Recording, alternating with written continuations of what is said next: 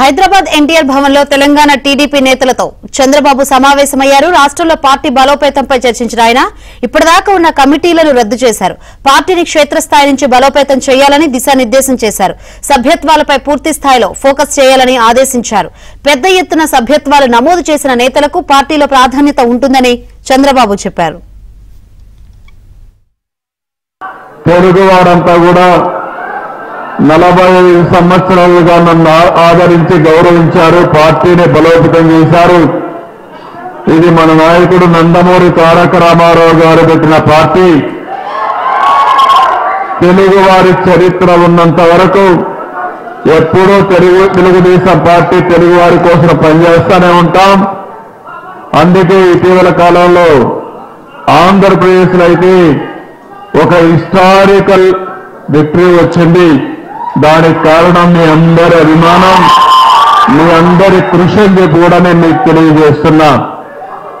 అదే సమయంలో మనం చేసిన పనులు శాశ్వతంగా ప్రజల్లో గుర్తుంటాయి. దాంట్లో ఏమాత్రం కూడా అనుమానం లేదు. భవిష్యత్తులో కూడా మళ్ళా తెలుగుదేశం పార్టీని ఇక్కడ అభివృద్ధి చేయాలని ఒక దృఢ సంకల్పంతో ఉన్నాం. అందుకనే మీరు చూస్తే ఈరోజు మొత్తం తెలుగుదేశం పార్టీ అడాక్ కమిటీలు ఉన్నాయి.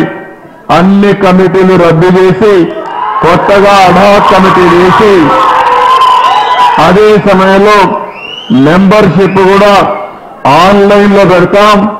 అదే వారికి నేరుగా వచ్చి మిమ్మల్ని కలుస్తారు.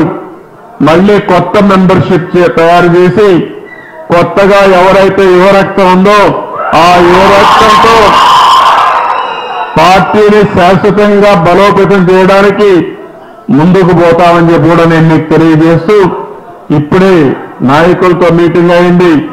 వాళ్ళు అవుతానే ముఖ్యమైన కార్యకర్తలు, పార్టీకి త్యాగం చేసినటువంటి మీరందరూ ఉన్నారు.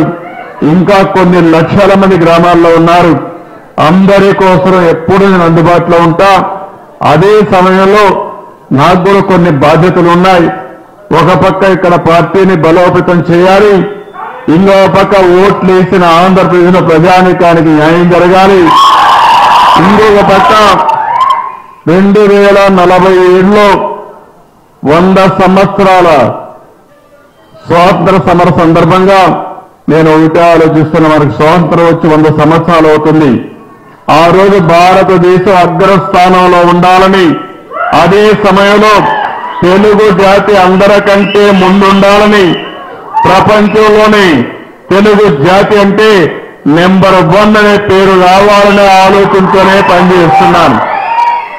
అది తెలంగాణలో ఉండే తెలుగువారు కావచ్చు, ఆంధ్రప్రదేశ్ లో ఉండే తెలుగువారు కావచ్చు, వేరే రాష్ట్రంలో ఉండే తెలుగువారు కావచ్చు, విదేశాల్లో ఉండే తెలుగువారైనా అందరి కోసం పనిచేసే పార్టీ తెలుగుదేశం పార్టీ అని చెప్పి మరొకసారి తెలియజేసుకుంటూ, ఈరోజు మీరు చూపించిన అభిమానానికి మీ అందరికీ మనస్ఫూర్తిగా నమస్కారాలు తెలియజేస్తున్నా.